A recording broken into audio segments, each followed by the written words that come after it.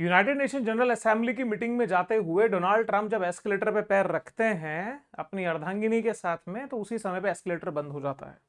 और एस्केलेटर का बंद होना एक साधारण घटना हो सकती है, लेकिन उसके बाद में जो विजुअल्स आए सर, बड़े खतरनाक थे। आप इस चित्र को देखिए तो मालूम चलेगा डोनाल्ड ट्रंप एम्बेरेस हुए और थोड़ा साइड में नजर हो गई, लेकिन वहीं पे फर्स्ट लेडी ने जिस अंदाज में ट्रंप को देखा वो कैमरे में कैद हो गया। मसला ये नहीं है कि ट्रंप जब चढ़े एस्केलेटर पे एस्केलेटर काम नहीं किया। मसला ये भी बहुत छोटा हो जाता है कि फर्स्ट लेडी ने इस एंगल से क्यों देखा, क्योंकि ये अर्धांगिनी की पहचान हो सकती है जैसे अंदाज में उन्होंने देखा, क्योंकि पूरी दुनिया तो गोल है सर, सभी लोग एक ही जैसे हैं। बड़ा मसला और इंटरेस्टिंग पॉइंट ये होता है कि इस वीडियो को बनाया किसने? इस वीडियो को बनाया रशिया के राजदूत ने, वहां के एम्बेसडर ने। अब साहब, ऐसा एक एम्बेरसिंग मोमेंट और रिकॉर्ड करने वाला देश जो है वो है रशिया। वीडियो वायरल हो गया और दुनिया ने देखा भाई क्या गजब बात हुई। लेकिन जब ये यहां से आगे बढ़े एक कदम और जाके अपना भाषण जब ट्रंप साहब ने शुरू किया, तो ये पाते हैं और अपनी शिकायत करते हैं कि भाई ये हो क्या रहा है। मैं जब एस्केलेटर पे आया तो एस्केलेटर चल नहीं रहा, मैडम यहां पे नाराज हुई। अब भाषण मुझे देना है, टेलीप्रॉम्प्टर चल नहीं पा रहा है। तो कुल मिलाकर के एक होस्ट नेशन होने के नाते अमेरिका की पीड़ा यहां वाजिब है। लेकिन साहब बात यहां इतनी नहीं है। इस बात से जब ये आगे बढ़े और अपनी फॉर्म में आए तो इन्होंने बहुत कुछ ऐसा कहा जिसने कि ग्लोबल पॉलिटिक्स में बड़ी हलचल मचा दी है। स्पेशली जो यूक्रेन वॉर चल रहा है उसके कॉन्टेक्स्ट में बहुत कुछ अलग बातें जो है वो कही है। यू टर्न लेना इनकी आदत है। अब ये कई बार यू टर्न जो होता है वो कट से भी लेते हैं जहां प्रॉपर कट होता है, और कई बार डिवाइडर के ऊपर से भी टर्न मार देते हैं। आज इन्होंने डिवाइडर के ऊपर से टर्न लिया है। सारी बात का डिटेल विश्लेषण करेंगे। नमस्कार, मेरा नाम है नीरज पारिक, आप देख रहे हैं Neeraj Pareek official YouTube channel. First time हमारे साथ में है तो truth, insight and impactful content के लिए अभी सब्सक्राइब करें और हिस्सा बने इस तेजी से बढ़ते परिवार का, जहां पे हम राष्ट्र के हित में डिकोड करते हैं ग्लोबल पॉलिटिक्स को। आइए सर, तो बात की करते हैं शुरुआत। जब यहां पे डोनाल्ड ट्रंप बोल रहे थे और उसी बोलते हुए उन्होंने अचानक से अपना टर्न लिया और टर्न लेकर के तारीफ के पुल बांधने शुरू किए यूक्रेन के लिए। यानी व्लादिमीर जेलेंस्की को इन्होंने काफी तारीफ की और कहा कि भैया वक्त है, तुम्हें अब रशिया को हिट करना चाहिए। मतलब अब वक्त आ चुका है कि तुम अब अटैकिंग मोड में आ जाओ, डिफेंसिव मोड से बाहर निकल के। थोड़ा सा अगर मैं फ्लैशबैक आपको देता हूं हल्का फुल्का, तो आपको आइडिया लगेगा कि एक वक्त ये आया था कि जब शुरुआत में चुनाव जीत के आए तो ट्रंप ने जो है वो एक तरह से क्रिटिसाइज किया था जेलेंस्की को। उसके बाद में फिर ये फेवर में बोले थे, फिर उसके अगेंस्ट में जाके बोले, फिर उसके फेवर में बोले। रिसेंटली कुछ दिन पहले आपको पता हो तो ये बात बोल रहे थे कि जाओ अभी क्या आप मॉस्को पे अटैक कर सकते हो, क्या आप रशिया के अंदरूनी इलाकों में अटैक कर सकते हो। और उसके बाद के अंदर जो रशिया के लीडर यानी व्लादिमीर पुतिन साहब के साथ में जो इनकी मीटिंग हुई अलास्का में, उसके बाद में सारा माहौल चेंज हो गया था और ये बोल दिया था कि रशिया के इस युद्ध को अगर शांति चाहते हैं रशिया के साथ बैठ के, तो थोड़ा टेरिटरी को स्वैप भी करना पड़ सकता है, लेन देन भी जमीन का हो सकता है। तो बेचारा ये इसको बहुत तकलीफ ये है कि ये खुशी मनाए कि तनाव ले। खैर सर, अभी तो मौका खुशी का है। ट्रंप ने जब ये बयान दिया कि भाई अब ये जो तारीफ के पुल बंधे कि अब वाकई में कुछ करना पड़ेगा, अब क्या क्या करना पड़ेगा, इन सारी स्थितियों के बीच में जेलेंस्की कंफ्यूजन में आ गए। कंफ्यूजन क्यों क्रिएट हुआ? क्योंकि असल में जिस गाड़ी पे ये बैठे, मैंने कहा ना कि अगर वो टर्न लेना है रशिया की तरफ जाते हुए यूक्रेन की तरफ, तो यूक्रेन की तरफ जाने के पहले रोड पे कट होते हैं, प्रॉपर जगह से आप कट लेंगे। ये महाराज डिवाइडर के ऊपर भी चढ़ा देते हैं। बेचारा डिवाइडर के ऊपर से चढ़ा है तो उसको डाउट है, पता नहीं मेरे साथ में क्या हो सकता है। थोड़ा सा घटनाक्रम को समझिए। जब से ये यूक्रेन वॉर चल रहा है और जब से प्रेसिडेंट ट्रंप आए हैं, ट्रंप के आने के समय से ही यानी अपने चुनाव प्रचार में ही इन्होंने एक बात को बहुत जोरदार तरीके से कहा था कि यदि मैं होता उस जगह राष्ट्रपति जो बाइडेन की जगह, तब अब ये युद्ध होता ही नहीं और यह युद्ध को मैं निपटा चुका होता। ये जो बाइडेन का वॉर है, उन्होंने बात कही। इसी क्रम में इन्होंने वादा कर दिया था कि मैं जब राष्ट्रपति बनूंगा तो 24 घंटे के भीतर मैं युद्ध को रुकवा दूंगा। जब ये आए तो उन्होंने युद्ध को रुकवाना छोड़िए, युद्ध को भड़काने का काम शुरू किया। बिकॉज ये अमेरिका की मूल नीतियां हैं, हथियार बिकेगा, बिकेगा तो कमाई होगी, क्योंकि युद्ध नहीं तो हथियार नहीं, हथियार नहीं तो कमाई कैसी। तो एक तरफ मुखौटा लेके चल रहे हैं कि भाई हम युद्ध को रुकवाना चाहते हैं, लेकिन बैकएंड पे एजेंडा ये है कि इनको अपने हथियार बेचने। इसको लेकर के मैं बहुत सारे वीडियोस पहले भी बना चुका हूं, अभी मैं कुछ आंकड़े आपके सामने पेश करूंगा। यहां पर जब ये हथियारों का लेन देन शुरू हुआ, अमेरिका की तरफ से भारी भरकम हथियारों की सप्लाई दी गई, पैसा उसका नाटो के फंड से उठाया गया, कमाई का मामला बढ़िया चल रहा था। इस बीच में अमेरिका की जनता ने भी विरोध करना शुरू कर दिया। इसको एक टर्म दिया गया यूक्रेन फटीग। मतलब अमेरिका की जनता, अमेरिका के राजनेता हार चुके हैं, थक चुके हैं, परेशान हो चुके हैं कि भाई अब कब तक आखिर में हम इस युद्ध के पीछे पड़े रहेंगे। 2022 से चलते हुए आज 2025 आ चुका है और हम इसका कोई निपटारा नहीं कर सके। 3.5 साल के आसपास का वक्त बीत गया, लेकिन कोई परिणाम नहीं, तो अब कम से कम इससे बाहर आना चाहिए। अब जब ऐसी स्थितियां चल रही थी और 24 घंटे का बयान, क्योंकि चुनाव जीत के आ गए थे डोनाल्ड ट्रंप, और ऐसा नहीं है कि इनकी जो विक्ट्री है, चाहे फिर ये जो पहले वाला टर्म इनका रहा हो उसमें जीते हो या अभी जीते हो, दोनों बार में ही कोई वोट का अंतर बहुत ज्यादा नहीं था। ग्रैंड विक्ट्री इनको नहीं कह सकते, लेकिन राष्ट्रपति तो बन चुके थे। और प्रेसिडेंशियल सिस्टम में जो राष्ट्रपति बने हैं तो अमेरिका के राष्ट्रपति के अधिकार बहुत मजबूत, बहुत ज्यादा होते हैं। आए 24 घंटे की बात खराब हुई तो 50 दिन की धमकी दी कि 50 दिन के अंदर आपने अगर ये नहीं रोका तो बहुत सारे सैंक्शंस आप पे लगाए जाएंगे। और ये जो खबर मैं दिखा रहा हूं ये 14 जुलाई की खबर है, ठीक है सर। जुलाई के अंदर ये बात चल रही थी। अगस्त में आते आते मामला सारा चेंज हो गया। जब ये गए हुए थे गोल्फ खेलने के लिए, आई थिंक कंट्री जो अगर मैं सही रिकॉल कर पा रहा हूं तो ये स्कॉटलैंड या फिनलैंड किसी पर्टिकुलर एक नेशन में थे। वहां पे इन्होंने 100% टैरिफ की बात कह दी कि भैया 10 दिन में अगर करोगे वरना तो हम प्रॉब्लम खड़ी कर देंगे। अब 10 दिन की कहां 50 दिन, 50 दिन से अब आ गए 10 दिन पे। 10 दिन के ऊपर बात जब नहीं बनी तो उसके बाद में इनकी पीस टॉक की बात सेट होती है और अलास्का मिलने की बात तय करते हैं। अलास्का में जब ये मुलाकात हो रही थी, अलास्का में बड़ी अच्छा खासा वेलकम व्लादिमीर पुतिन का होता है। B-2 बॉम्बर से सलामी, जो उनके बम वर्षक विमान हैं उनसे उनको एक तरह से सलामी दी जाती है। और माहौल ऐसा था कि भाई अब अमेरिका जो है वो काफी हद तक जो है वो दोस्ती के पक्ष में जा चुका है। यहां पे व्लादिमीर जेलेंस्की फिर तनाव में थे कि भाई हमारे साथ में क्या होगा। इस पूरी मीटिंग को हाईजैक कर लिया था व्लादिमीर पुतिन ने, अपने एजेंडे को आगे बढ़ाया और अपनी बात को बहुत मजबूती से रख करके कह दिया था कि भैया ये जो जगह आप देख रहे हो ना, लोहांस्क है, डोनेट्स्क है, ज़ैपोरिज़िया है, खेरसॉन है, ये इलाका मुझे चाहिए। यानी ये जो यूक्रेन का इलाका है आज ये हमारे नाम करा दो, ये सेटल करा दीजिए, डोनाल्ड ट्रंप को बोला, और हम आज युद्ध से पीछे हट जाएंगे। क्रीमिया ऑलरेडी उनके पास में है ही, 2014 से इन्वेट कर लिया था। तो यहां पे जब ये बात आई, अब टेरिटरी किसकी? यूक्रेन की। लेना कौन चाहता है? रशिया। मांग किससे रहे हैं? अमेरिका से। तो ये कितना एक आश्चर्य की बात हुई और रशिया ने इस बात को बड़ा मजबूती से रखा, बैकफुट पे ही गए ही नहीं। अब यहां पर इस बात को लेके जेलेंस्की पहले से दुखी थे। वो इस बात के लिए परेशान थे कि भाई देखो मैं एब्सेंट हूं, मैं वहां हूं नहीं और हमारे बिना परमिशन के कुछ हम जो एक्टिविटी है वो नहीं होने देंगे। अब यहां पे जब ये बात आई तो ट्रंप से पूछा गया तो ट्रंप ने साहब अपने ट्रुथ सोशल के ऊपर एक पोस्ट कर दिया। पोस्ट करके लिखा कि Trump says there will be some swapping of territories. ये स्वैपिंग ऑफ टेरिटरी, स्वैपिंग का मतलब होता है आदान प्रदान, बदलाव। आप दूसरे को जमीन दे रहे हैं, आप कुछ हिस्सा ले रहे हैं, स्वैपिंग ऑफ टेरिटरी होगी बिटवीन रशिया एंड यूक्रेन। अब यहां पर जो एरिया की जो टेरिटोरियल स्वैपिंग या टेरिटरी स्वैपिंग की बात हुई, इस बात से एकदम स्पष्ट हो चुका था कि अमेरिका रशिया की मांग के आगे झुक चुका है और वो सीधा सीधा दबाव में ले बैठा था कि भैया अब तो यूक्रेन का पार्टीशन होना है, यूक्रेन का पार्टीशन होना चाहिए। बात यूक्रेन के पार्टीशन की आती है। जब ये घटना हुई थी इसको हमने बहुत अच्छे से कवरेज किया था, आपने बहुत प्यार दिया था इस वीडियो को। वीडियो अवेलेबल है, आप चाहें तो वीडियो देखने के बाद ये वीडियो भी आप देख सकते हैं, आई बटन में दे दिया गया है।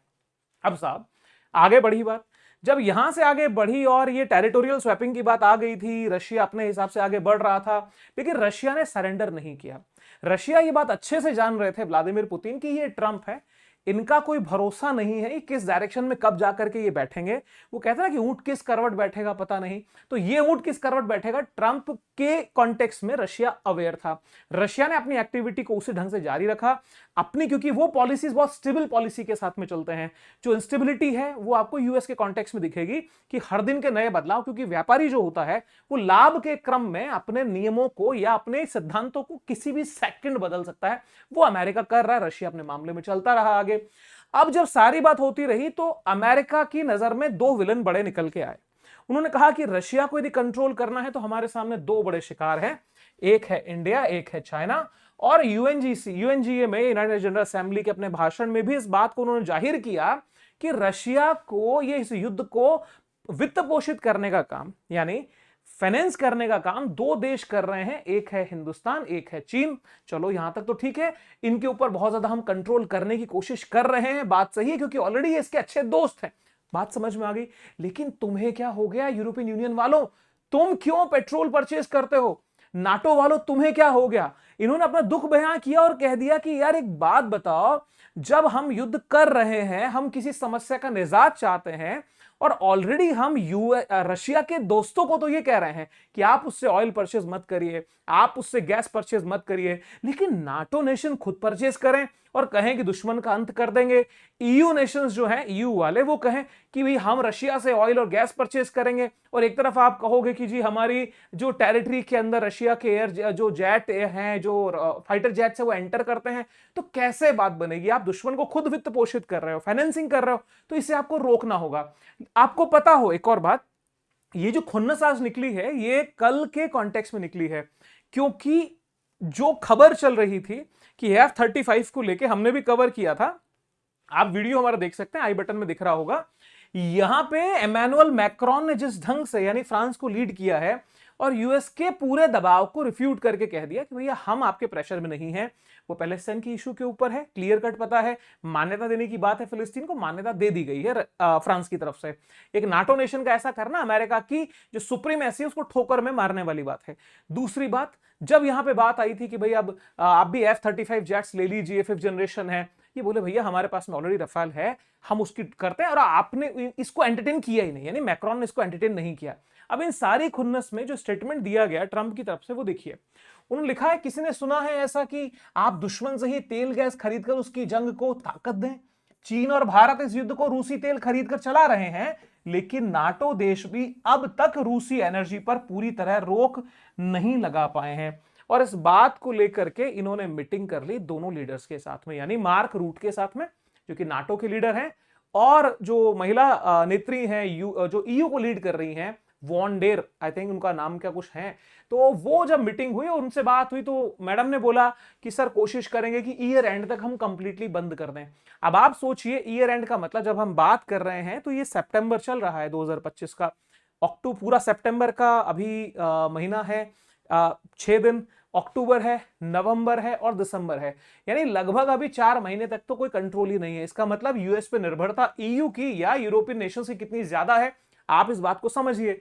जब ये निर्भरता ईयू की है तो रशिया को ये चीज अच्छे से पता है, और हम बार बार बोलते हैं कि EU nation, NATO nation America के दबाव में अपनी जिंदगी काट रहे हैं, वो जिंदगी जी नहीं रहे हैं, जिंदगी काट रहे हैं। और एक दिन आप देखिएगा, ये एक्स्ट्रा प्रेशर एक दिन ऐसा क्रिएट होगा कि धीरे धीरे करके सारे नेशंस जो हैं वो अपनी इंडिविजुअल पॉलिसीज में आगे बढ़ पाएंगे। इसे स्ट्रेटेजिक ऑटोनॉमी कहते हैं, और अमेरिका के दबाव में नाटो नेशंस और ईयू नेशंस ने अपनी स्ट्रेटेजिक ऑटोनॉमी को सरेंडर कर दिया है।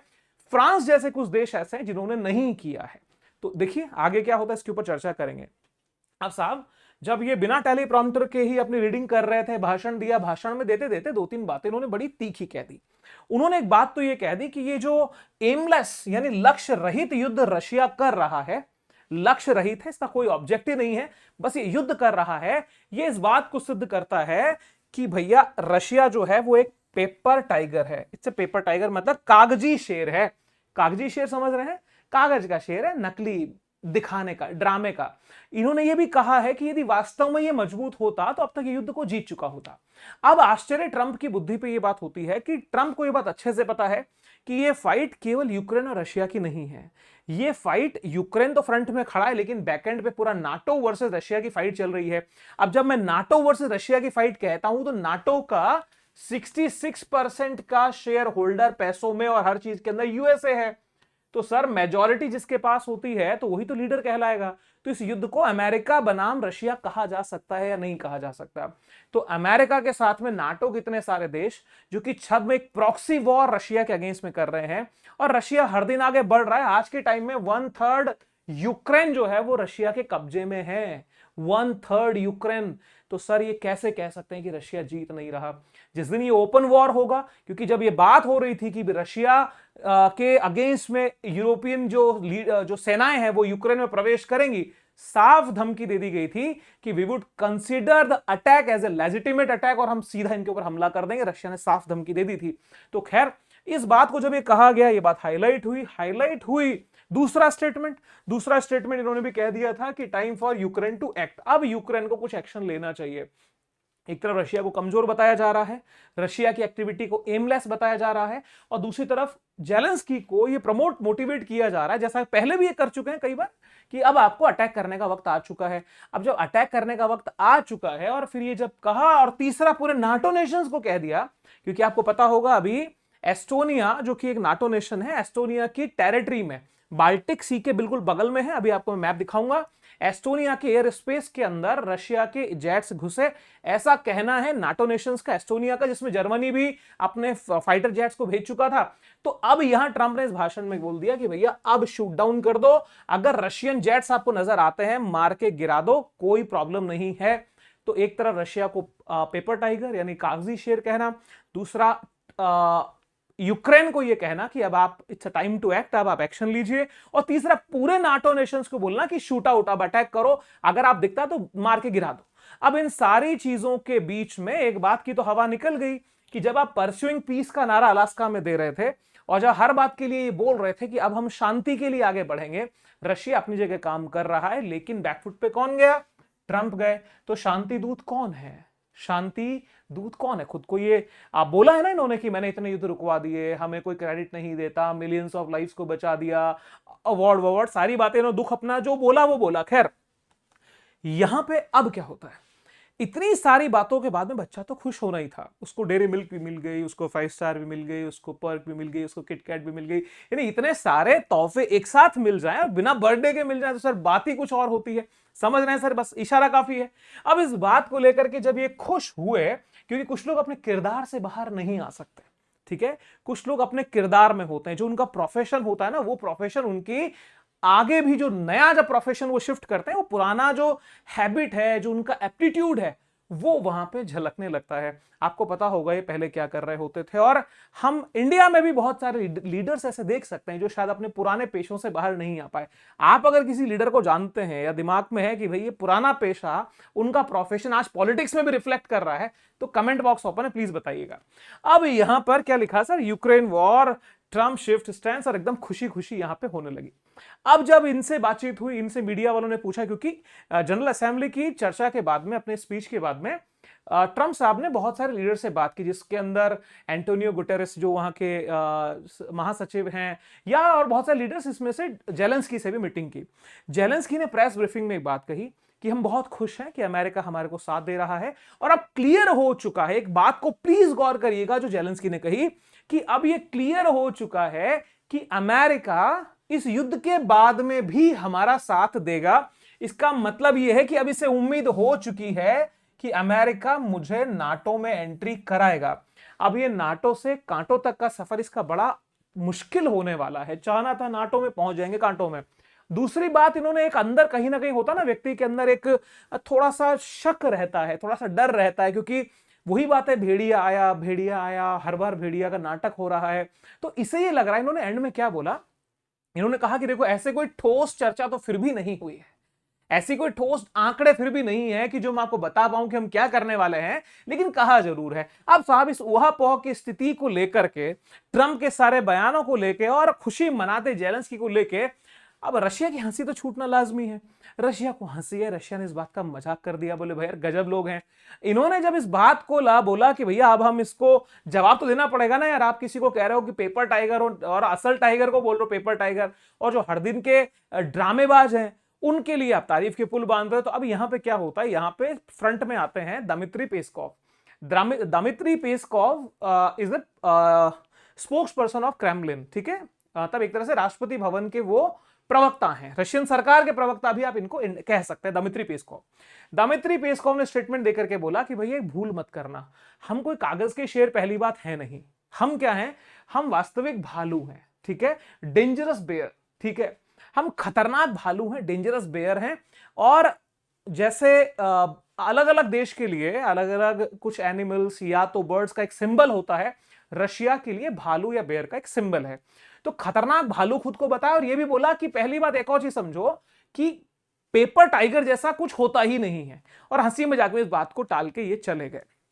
क्या कहा आगे? उन्होंने कहा रूस यूक्रेन में मिलिट्री ऑपरेशन नहीं रोक सकता, स्पष्ट बोल दिया, क्योंकि एक तरफ ट्रंप कह रहे हैं युद्ध रोकना होगा, नहीं रोकते हैं तो अटैक किया जाएगा, और इधर ये बोल रहे हैं कि ऑपरेशंस नहीं रोक सकता, हम अपने देश के हितों के लिए ऑपरेशन चला रहे हैं, ये हमारे आज और भविष्य के लिए जरूरी है, हमारे पास दूसरा रास्ता नहीं है। दमित्री पेस्कॉव, क्रेमलिन प्रवक्ता। स्पष्ट हो गया। मतलब रशिया का स्टेटमेंट आ चुका है कि आप कितना भी नौनौताल उछलिए, लेकिन जो रशिया को करना है वो करेगा। अब ये अगर आपको लगता है इट्स अ पेपर टाइगर, तो भिड़ के देख लीजिए, भिड़ ही रहे हैं। जब आप ये कहते हो कि 3.5 साल में कुछ नहीं कर सके, तो आपने क्या किया? आपने क्या बैकफुट पे ले आए रशिया को? नहीं ला पाए। आप भारत तो आपको लगता होगा ना रशिया ही आपको कुछ फील नहीं हो रहा, तो भारत को आप क्या मानोगे? भारत आपके कंट्रोल में नहीं आया, चाइना आपके कंट्रोल में नहीं आया, तो कुल मिलाकर के बैकफुट पे अमेरिका दुनिया में अच्छे से है, और ये बात उसकी लीडरशिप को अच्छे से पता है। अब साहब जो ये युद्ध का माहौल बना हुआ है 2022 से लेके आज तक का, इस युद्ध के माहौल में अमेरिका ने पैसे कमाने के अलावा दूसरा काम यहां कुछ किया नहीं है, और दुनिया के अंदर झूठी वाहवाही लूटने का, अपने देश को अमीर बनाने के ड्रामे क्रिएट करने का काम यहां पे हुआ। आपको पता होगा जब परसुइंग पीस की बात हुई थी, उसके बाद में यूरोपियन लीडर्स को ट्रंप ने अपने यहां बुलाया था व्हाइट हाउस में, और वहां पे जेलेंस्की भी बैठे थे, और बातचीत का जो एंड निकल के आया था उसमें जेलेंस्की ने बोल दिया था कि अमेरिका तुम बस हमें सिक्योरिटी की गारंटी दे दो यार। मतलब होता ना कि बहुत डेस्परेट हो जाए, अधीरता, जिसका हिंदी शुद्ध शब्द अधीर हो जाए, व्यक्ति अधीर हो गए एकदम कि भैया हमें तुम कुछ भी करो तो ठीक है, हम आपसे $100 बिलियन के हथियार खरीद लेंगे, $100 बिलियन के हथियार खरीदेंगे, बस तुम हमें ये गारंटी दे दो कि तुम हमें सिक्योरिटी दोगे। साहब ये जब बातें हुई, रशिया ने अपने एक्शन लिए, बड़े ठोस एक्शन लिए। सबसे पहले कीव के अंदर, जो यूक्रेन की राजधानी है, उसके अंदर अब तक के सबसे डेडलीस्ट अटैक जो हैं वो ड्रोन अटैक हुए, मिसाइल से अटैक हुए, सरकारी इमारतों पे अटैक हुए, और एकदम मामले को तहस नहस जैसा कर दिया गया, जिसकी उम्मीद अमेरिका को छोड़िए, नाटो के किसी देश को नहीं, यूक्रेन को तो किसी कीमत पे नहीं थी कि रशिया इतना ठोस, इतना मजबूत एक्शन ले लेगा।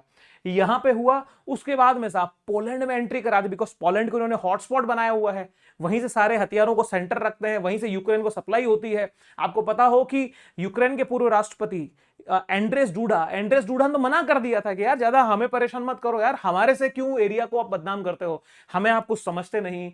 जर्मनी और अमेरिका जो चाहता है वो होता है, हमें तो एक ट्रांजिट जोन बना दिया है कि माल यहां डालो और उठा के ले जाओ, हमें कोई पूछता नहीं। बाद में नए राष्ट्रपति आ गए, उन्होंने थोड़ा सेटलमेंट करने की कोशिश जरूर की है, लेकिन पोलैंड ने भी जब बात बोली तो पोलैंड के अंदर भी ड्रोन घुसा दिए।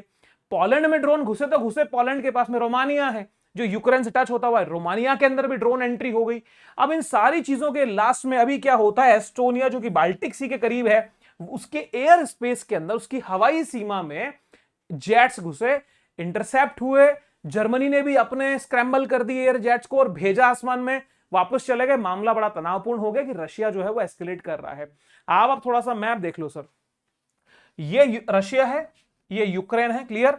यूक्रेन के पास में पोलैंड के अंदर एंट्री आ चुकी है, बेलारूस के पास में यहां पे तो अभी युद्धाभ्यास किया ही था, भारतीय सेनाएं भी गई थी। वीडियो देखना, बहुत इंटरेस्टिंग शानदार वीडियो है कि हम कहां तक जा चुके हैं।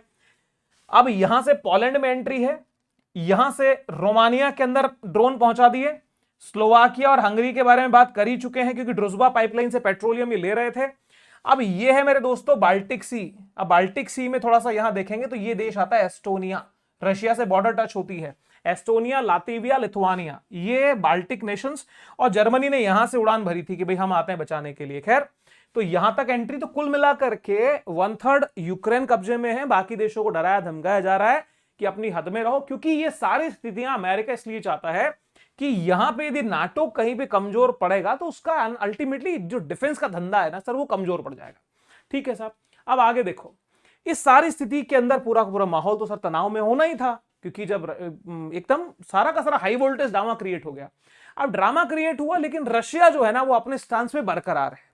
रशिया बहुत कहते ना slow and steady always wins, धीमी गति है, स्थिर है, नीतियों में, अब बोली में पोलाइटनेस है, नीतियों में स्ट्रेंथ है, और वो नहीं है कि कल कुछ परसों कुछ, एकदम स्टेबल पॉलिसीज के साथ में रशिया आगे बढ़ रहा है। यहां तक भी इन्होंने बयान दे दिया है कि रशिया की अर्थव्यवस्था को कमजोर ना समझें, इतने सैंक्शंस के बावजूद भी हम ग्रोथ में ही हैं, हम डाउनफॉल में नहीं गए। अब यहां पे होने क्या वाला है, हो ये रहा है कि हर दिन की बढ़ती ताकत में जो ब्रिक्स की मजबूती है वो यहां पे बहुत उठ करके आ रही है, और अमेरिका के पेट का बड़ा दर्द, उसके जो बोलते ना कि सर अल्सर का बड़ा कारण जो है वो ये है।